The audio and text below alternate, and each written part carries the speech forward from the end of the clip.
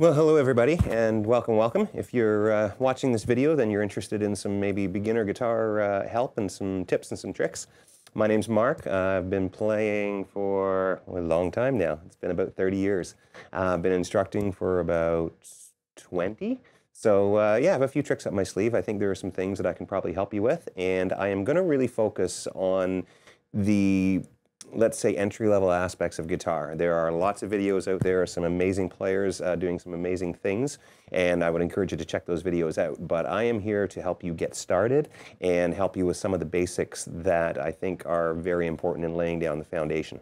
So I'm going to basically do my first guitar lesson with you today, the way that I approach things with my students right from the beginning. And there are a number of different videos in this series, and the concepts that I'm going to talk about here are sort of expanded in some of the other videos. But right now we're going to stick with, again, the very first things you need to know. So once you have a guitar in your hands, I guess the first thing that you might want to have a look at is the open strings on the guitar. And basically we've got a 6th string, or E, and then a 5th string A, our 4th string D, our 3rd string G, our 2nd string B, and our 1st string E. Okay? And this is what we call standard tuning. This is the way your guitar should be tuned. Okay? In terms of tuning the instrument, that's a whole other subject for another day. And again, I believe I have another tutorial up for that. But basically, those are the names of the open strings. Okay? Now, if you're playing a steel string acoustic, or an electric for that matter, I would highly, highly recommend using a pick. Okay, and in terms of how to hold on to the pick, there are a couple of different approaches. I like what I call a conventional approach. There are other players who use other techniques that, again, maybe we'll get into later. But basically, the idea with the pick is to basically curl your index finger, not real tight, but curl your index finger, set the pick on that finger, okay, and then put your thumb down over top. Okay, now ideally when you go to pick the strings, okay, the point of the pick, okay, it needs to be pointing at the strings. And if you can comfortably do so, opening the other fingers and maybe resting the pinky down on the guitar here is a good idea. Basically that gives our hand some stability, and it also gives us an idea of where we are on the strings.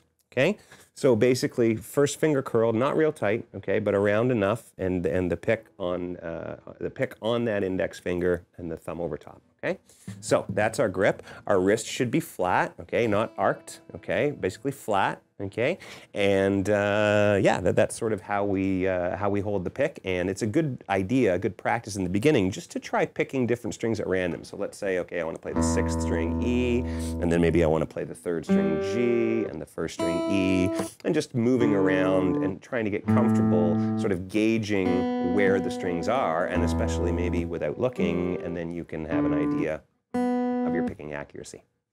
Let's talk about the left hand a little bit, at least for right-handed guitar players, if that makes any sense. For you lefties out there, I guess you could watch the video in the mirror, or just sort of turn things over a little bit. The name of the game with the left hand on guitar is we're essentially pressing against the thumb, which is behind the neck, okay? And if I was playing invisible guitar, really what I'm doing is pressing my fingertips against my thumb, which is behind the neck, okay? I find a really good way to do this, and a really good way to get started in the beginning, is what I call the 1, 2, 3, 4 finger exercise. Okay? And basically, I usually suggest starting at the 5th fret. Okay? Just count them up, 1, 2, 3, 4, 5. On most guitars, mine doesn't have dots on the front, unfortunately. It does have them on the neck here for me to be able to see. But most guitars, I would say, I would start around the 5th fret. It's the most natural spot. And then, depending upon your reach, if you would like, you could start from the 1st or the thinnest string and do the 1, 2, 3, 4 across each of the strings that way, okay? Or if you're gung-ho and you want to jump right in, get that first finger to reach all the way to the thickest string, okay? And basically 1 and 2 and 3 and 4. We want the fingers on their tips, and we want them as close to the fret wire, okay? Not so much in the middle of the fret, okay? But as close to the fret wire as we can get them.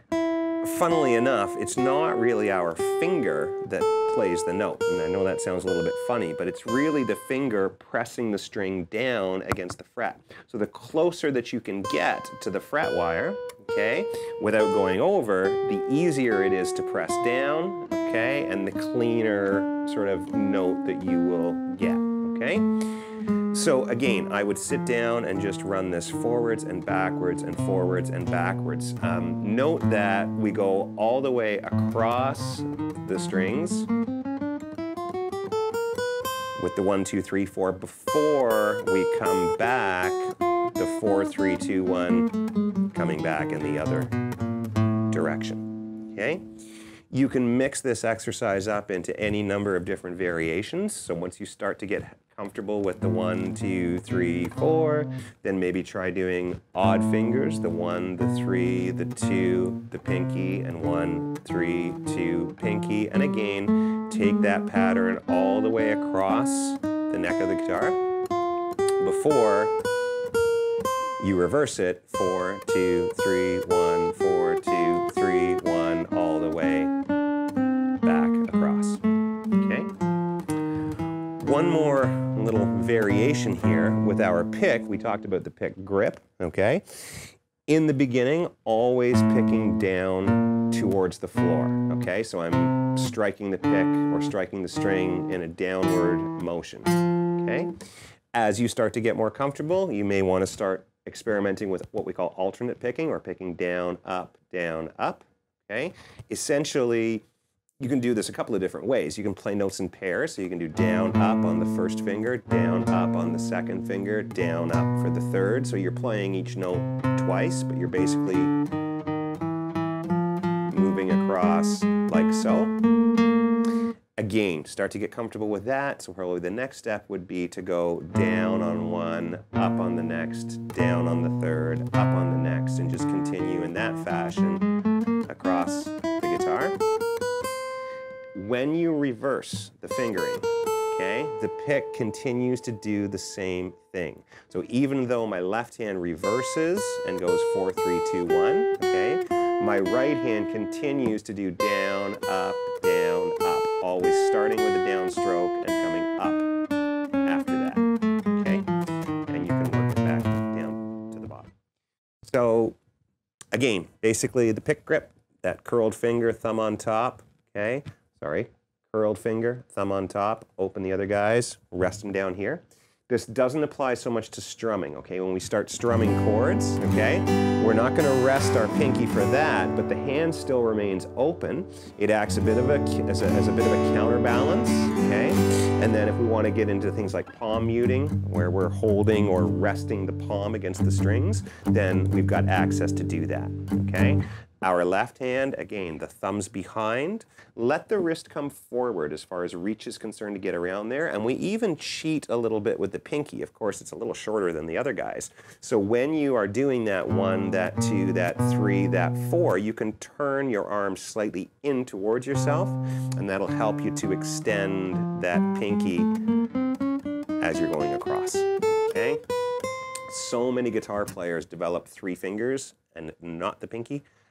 Please, right from the beginning, use it a lot. It will strengthen, it will become more flexible, and should make you about 25% faster than you would be otherwise. Okay? Thanks for coming out. We'll see you again soon.